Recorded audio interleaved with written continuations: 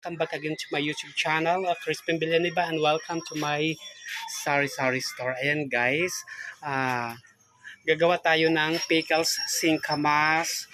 Lalagyan natin ng kunting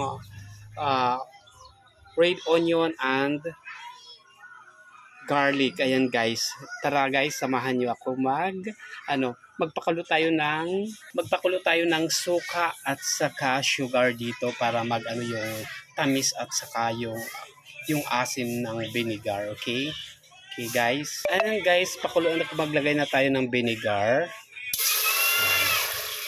Ayan,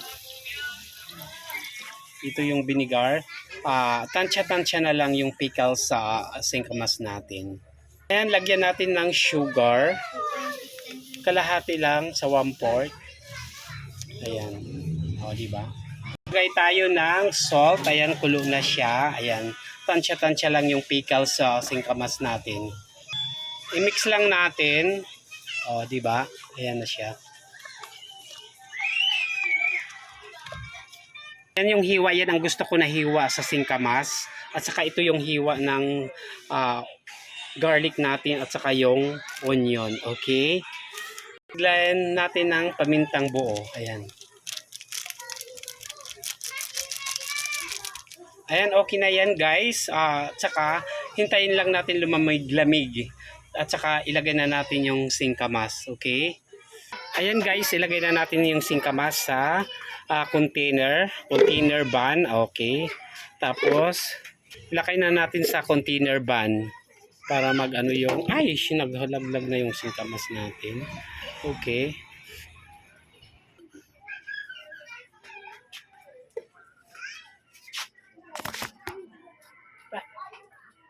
Ayan, lagay natin yung sibuyas dyan for design. Okay.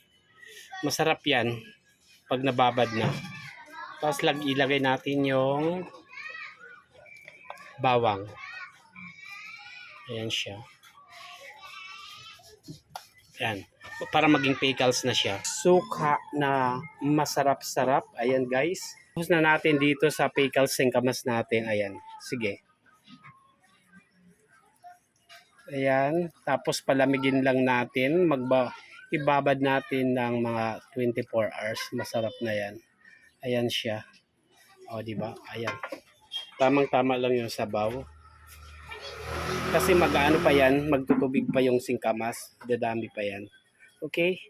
Thank you so much for watching my YouTube channel. Please like and share. Thank you so much. Bye. God bless everyone.